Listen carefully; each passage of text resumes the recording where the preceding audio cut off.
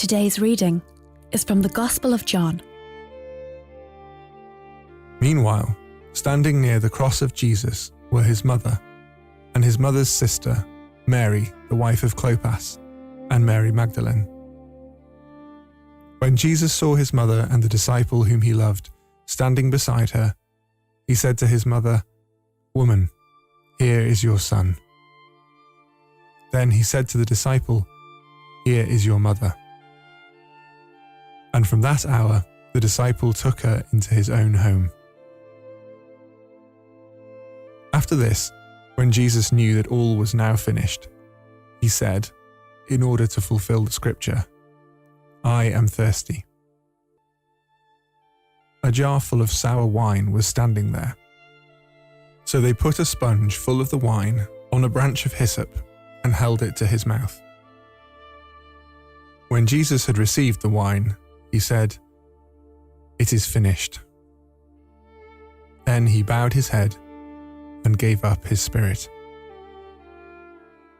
Since it was the day of preparation, the Jews did not want the bodies left on the cross during the Sabbath, especially because that Sabbath was a day of great solemnity. So they asked Pilate to have the legs of the crucified men broken and the bodies removed.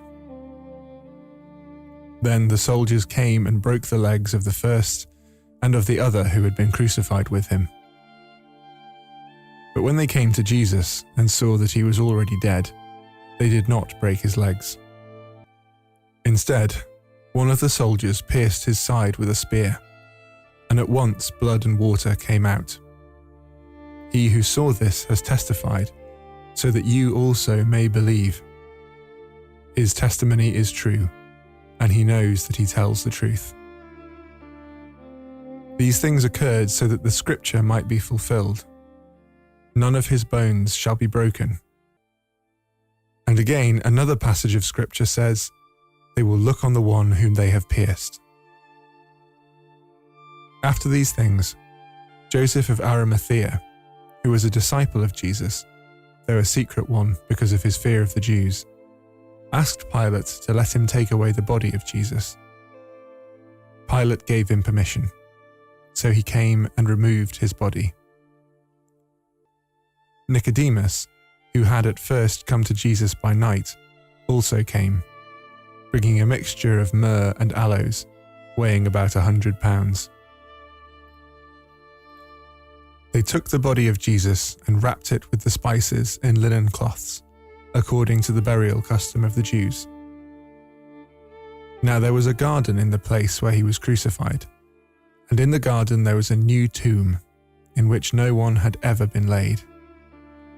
And so, because it was the Jewish day of preparation, and the tomb was nearby, they laid Jesus there.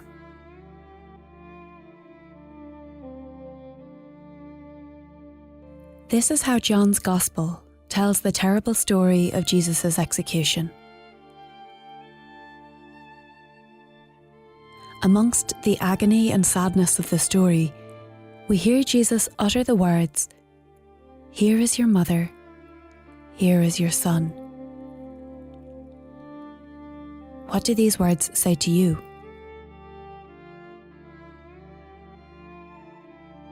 Does this bring you comfort? At this moment of the passage, as you gather your prayers together, who is Jesus to you right now? Gather your feelings into a prayer to God, or even to Jesus at this time. We adore you, O Christ, and we bless you. Because by your holy cross, You have redeemed the world.